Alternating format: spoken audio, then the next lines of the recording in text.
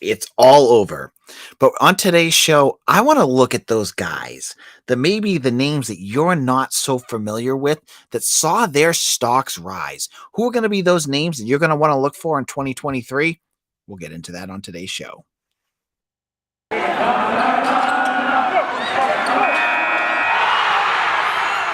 You are Locked On Boston College, your daily podcast on the Boston College Eagles, part of the Locked On Podcast Network, your team every day.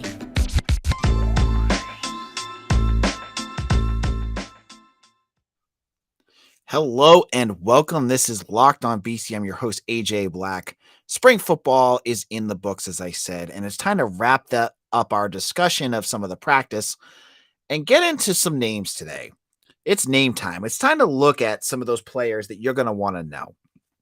And these are players, I'm not talking about the Donovan Azarakus or the Ryan O'Keefes or even the Elijah Jones that are players that have kind of established themselves, that have really put themselves up on that front page that you already know about going into next year. I'm going to look at some of the other big names that really have established themselves as guys that are probably going to go into that two deep at either one or two. And I think they're going to be names that'll be playing next year.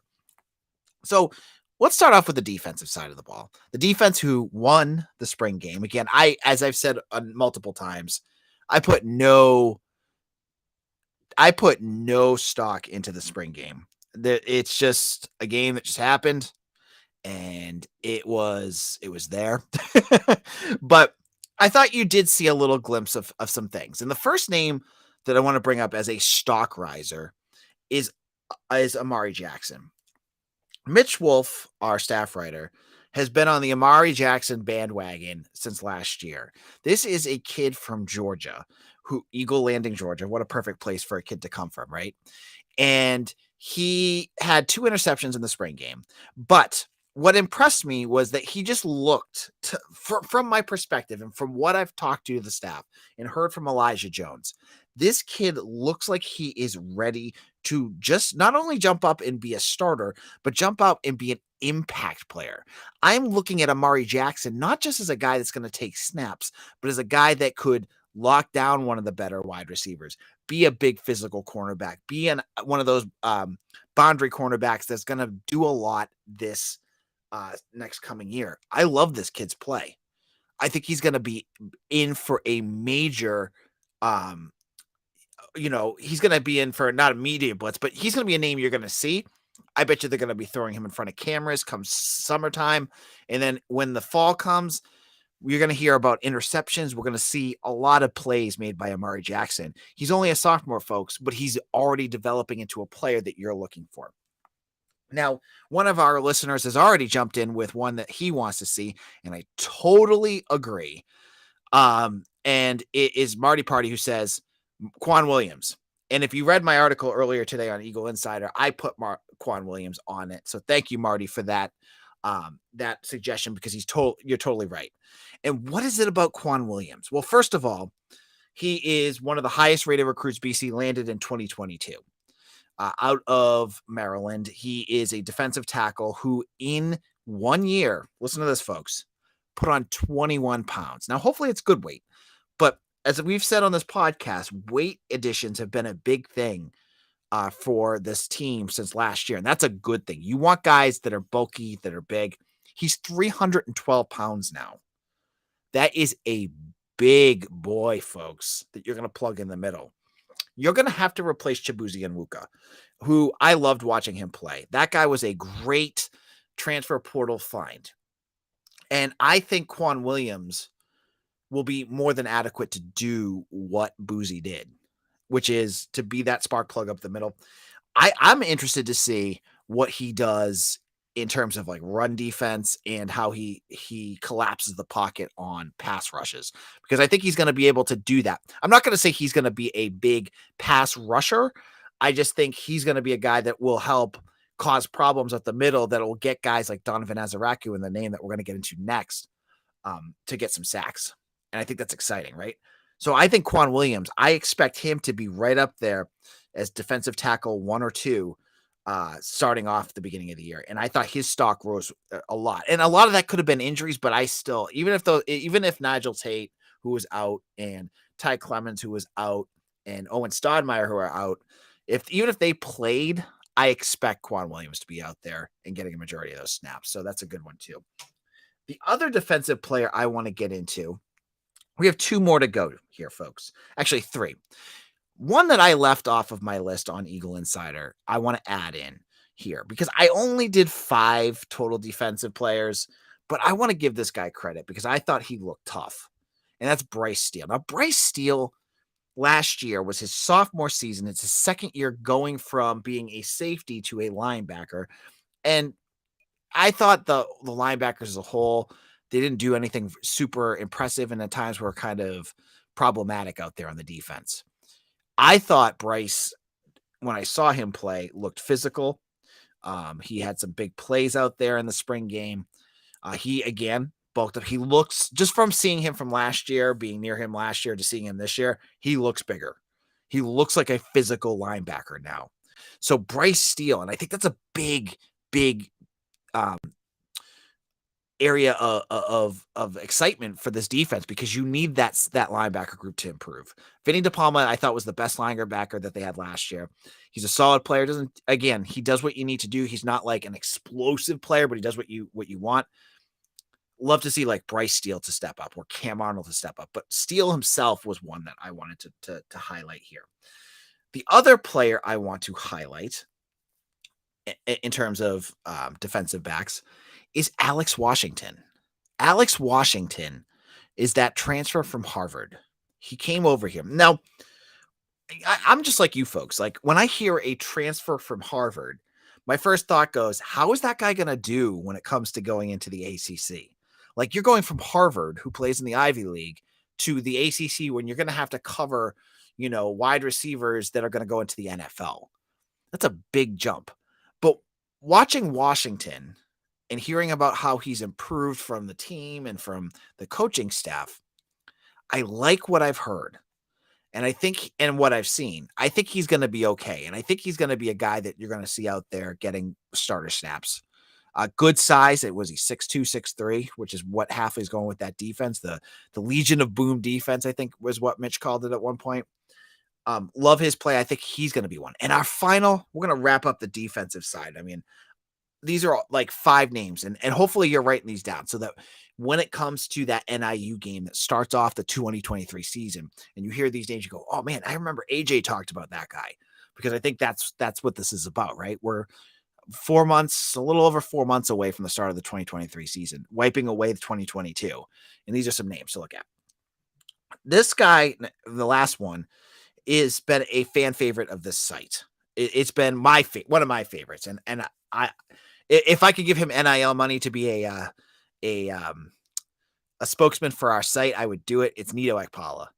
Remember Neto when Neto Ekpala, his first year, 2021, he blocked that punt against Clemson, comes in last year, and played, I think it was 320 downs is what I looked up on Pro Football Focus, which was significantly lower than what Marcus Valdez had, than what Donovan Azaraku had. So it wasn't like he was out there, with the most snaps. He, again, another guy that put on, he's up to 250 pounds now. So he's put on, I think, 17 or 18 pounds since coming to camp. If he can keep that weight with that size, with that speed that he has, he's going to be a major problem. And putting him out there with Azaraku and even Sheeta Salah, I think is going to give you a really dynamic group of defensive ends. I love watching him play. He's one of my favorite players to watch on this team. So those are my defensive players. Who did I miss anyone? There's probably some guys that you guys want. Leave them in the comment section, and hopefully we'll get to those at the end of the show. Now, on the next round, I want to get to the offense. Look at some of the players that on the offensive side of the ball have really rose their stock heading into next year. So looking for a delicious snack but don't want all the sugar and calories, then you need the best tasting protein bar ever. Built. You got to try this. If you're like me and you want to make healthier snack choices but don't want to compromise on taste, I've just got the thing for you. Built Bars and Built Puffs. Built Bars are healthy and they taste amazing. Seriously, they taste so amazing you won't think they're good for you. You got to try this. What makes Built Bars so good? Well, for starters, they are covered in 100% real dark chocolate. That's right, real chocolate. And they come in unbelievable flavors like churro, peanut butter, brownie, and cookies and cream. Guys, I'm getting hungry just thinking of these. They're so good. If you know me, I have a box in my house at all times. There are meal replacements. There are snacks for more on the go. If I have to run down to practice or anything else, I have my Builts with me. And now you don't need to wait for a box. For years, we've been talking about ordering Built Bars at Built.com, but now you can get them at your local Walmart or Sam's Club, while you can get your specialty flavors still at Built.com. That's right. Head to your nearest Walmart today, walk to the pharmacy section, and grab yourself a box of Built Bars. You can pick up a 4-bar box of cookies and cream, double chocolate bar puff, or coconut puff. If you're close to Sam's Club, you can run in and grab a 13-bar box with the hit flavors of everything you love. Folks, head over to Built.com right now. Pick up a box at Sam's Club or at Walmart. This is Locked On Boston College. AJ Black here. And let's get to the offensive side of the ball. And I want to get into some names that I think were impressive from the spring.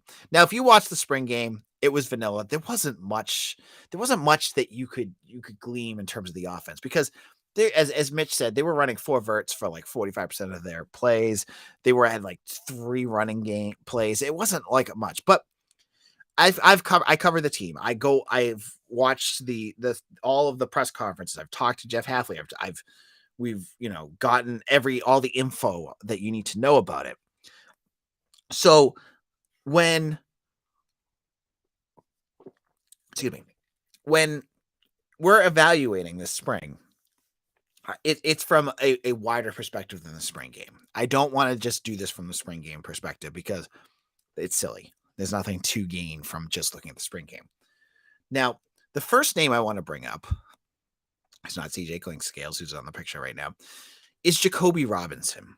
And I do this with hesitation because I don't want you guys to do what fans always do. We have a saying here at Locked On BC that the backup quarterback is the most popular player on the roster, because you see like potential, but you think that potential is going to always be better than what you have. In some cases, like Emmett Moorhead last year, you would be right. In a lot of cases, I go back to 2015 with Troy Flutie and Jeff Smith and John Fadul. It wasn't right. So, excuse me. When you're looking at this, I'm not saying Jacoby Robinson should be the starting quarterback. I honestly don't think he's ready to even be the backup quarterback. But what I saw from Jacoby Robinson and what I heard from the coaching staff is a guy that has jumped up the depth chart, and I see him continuing that ascension. And whether that's 1 year away, whether that's a couple years away, I think he's going to have some stuff that's going to be special for this team. We saw that in the spring game when he made that big run. But on the flip side, he's still a high school senior, technically. He's 18 or 17 years old. He needs time. But you see the glimpses there. You see the excitement. You hear Jeff Halfley say that when they have recruits on campus, they're pointing to Jacoby Robinson and saying, who is that guy throwing all those big long passes? So you can see why he could be exciting. I think his stock rose. Just based off of what I heard, you have to wonder if he's already passed a guy like Peter Delaportis and where he is against Matt Reevy, because BC right now, that backup quarterback position is a big giant question mark. I don't know who the backup is going to be. And if you've been on Eagle Insider, cheap plug here, you already know that they're already looking at other backup quarterbacks. And I'm not going to give the name away because it's my little insider nuggets that I have over there. You can sign up right now for $1 for the first month and go find that out right now if you want to, because it's a name you might be interested in. head over to Eagle Insider right now. But we're talking about offensive players. What other players are guys that saw their stock rise this spring? The other name I want to bring up is a much maligned player, a player who struggled, I think, tremendously in 2022, which is Jeremiah Franklin, tight end. Now, you know, I love talking tight ends here at Locked On BC. If Chris Davis, one of our listeners, is listening to me, he's going to probably hit me up in my DMs and tell me, hey, AJ, I heard you talking about tight ends again. Ha, ha, ha. Yes, I'm talking about tight ends again. Last year, when George Takis was banged up, Jeremiah Franklin, as a true freshman, was thrown to the wolves and thrown out there to play. Now, he struggled. He had, he was inconsistent with his catching. He wasn't that big. He, just like everyone else on that line, struggled with blocking. Well, he put on, just like, the theme of the first segment we had, he put on weight. He's matured. I think he's going to be a solid tight end too, to the point where when you were looking at transfer portal targets this year, tight end was not a position BC even looked at. They feel pretty good about what they have between him and Hans Lewis, who missed the spring game, and some other guys. So I expect Jeremiah Franklin to be the guy that steps up. And then I'm going to say guys on the offensive line that we don't normally talk about. I think their stocks have risen too. The big ones for me is Jude Bowery, offensive tackle, who again he's up to 310, 315. He's perfectly sized to be a tackle for you. He's one I would watch for. And the second one are the two transfers, Logan Taylor and Kyle Hergel. We're going to watch both of them. I thought Kyle Hergel had a better game than Logan Taylor during the spring. But, folks, I think both of these guys are going to be infinitely better than what we had last year, which was bad. I mean, let's just face it, it was bad. And I'm not speaking to the choir here. You guys you can come up with worse words than that. Throw it in the chat if you want to. But Tufts, yeah. So that's where the offense is right now. Wide receivers, I thought, from what I heard, there's a lot of guys there, and they were looking at other guys in the transfer portal. Hint, hint. There's another name up on my board, so go check that out. And I think they've got some guys there, but no one I would say that their stock rose. I mean, unless you want to consider like Dino Tomlin, but I thought he was already pretty well established last year. Now, in my final segment, I want to get into hockey. Hockey? Yeah, I'm going to talk hockey because BC hockey has brought in a absolutely monster recruiting class, including 3 guys that are breaking records in the developmental leagues. And I'm going to get into that in just a moment. This is Locked On BC. I am your host, AJ Black. We're talking hockey here, folks. Greg Brown is going to be heading into his second season as head coach. And this is really going to be his first big class. And I'm going to tell you right now, telling you right off the bat, hockey ins and outs are things I'm still developing and learning. I love hockey, though. And what I see here coming to BC is a recruiting class that are going to open eyes and make Boston College a contender again in Hockey East. Now, they have a couple guys. Gabe Peralt set a new single-season USA Hockey National Team Developmental Program record on Saturday with 3 goals, 2 assists that got him up to 121 points. That is a record that passed Austin Matthews, who's with the Toronto Maple Leafs, and Jack Hughes, who is also with the Devils. Now, if you want goal scorer, it's been a while, I feel like, to me, that BC has had an elite goal scorer. I almost want to go back to like Johnny Gaudreau, since BC's had a guy that, was elite. You get Gabe Peralt, but that's not it. BC's also bringing in Will Smith, getting jiggy with it. Will Smith with 110 points this past season. He's only 11 behind the guy that just set the record. He's coming in too. On top of that, you're also bringing in other players like Ryan Leonard, who is one of the top recruits in this year's class in terms of national. He's top 10. You are bringing in 3 guys that you're going to put with Cutter Gauthier, who is a first-round draft pick, who was really good last year in the minutes that he played, going to be absolutely stacked last year. And the great thing about college hockey is you don't have to like wait forever to develop guys. I mean, hopefully when you get to the playoffs, sometimes you run into teams that are older. Like you play a Lowell who's got like 6 25-year-olds on their team. That can be a bit of a problem, but BC's been able to get around that. And they have guys that are established on their team for next year.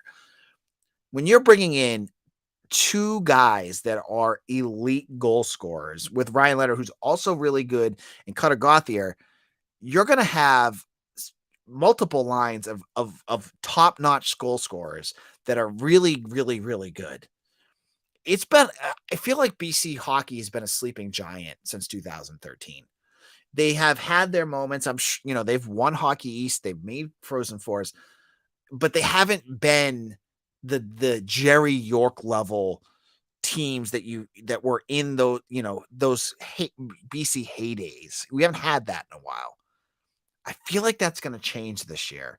I think we're going to see something special, and BC hockey is going to get back up to that upper echelon, and we're going to now have 3 or 4 programs on campus with women's lacrosse and baseball and now hockey, all in one one calendar year, having exceptional seasons. That's fun. That's fun. This is what BC sports is all about, right? So that's my thoughts. I wanted to get a little hockey talk in there, and I keep seeing all these hockey people talking about, wow, BC's going to be stacked. BC's going to be stacked. So I wanted to bring that up, and I know there's a lot of puckheads out there that love hockey, and I love hockey too. I just haven't been to a game in a while. Now let's go over our comments because there's some comment sections out there. Peter Caruso says, today's baseball game versus URI was canceled or postponed due to issues related with BC's trip back from the sweep of UNC. What are the issues, whether unforeseen circumstances or COVID? I don't think it's COVID because from as far as I have heard, they're playing tomorrow against UMass Lowell.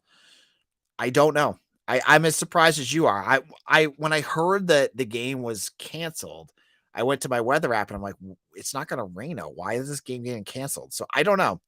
I'll look into that for you, Peter, because I think that was a good question to ask. We have a lot of folks talking. Marty's having a good conversation. And then finally, sorry, Marty, I'm going to get into Drew Adams. He says, sounds like BC will play like the Bruins. That would be great. I saw, what was it? Bill Simmons saying like it was the other day when the Red Sox won and the Bruins won and the Celtics won, and he left out BC baseball sweeping UNC, but Bill Simmons is a Holy Cross guy, so he's going to leave him out every time, right? So that's going to be where we wrap things up here, folks. Thank you so much.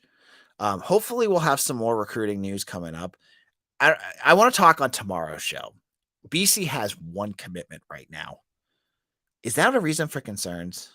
Is BC's 3-9 season last year really hurting BC on the trail? I'll get into that on tomorrow's show. I want to thank every dayer out there that has listened to BC, Locked On BC every single day, like Drew Adams, like Marty, like Peter. You guys are awesome. Thank you so much. Thank you for getting us above 1,000. Hit the like button on this. Make sure you subscribe so you're getting these videos every day. I have been doing, when there's news, I've been doing a daily like quick hits, like a 1-minute quick reel. Hopefully you guys will check those out as well. And you can follow me on Twitter at AJBlack_BC. Thank you again. I'll see you all again tomorrow.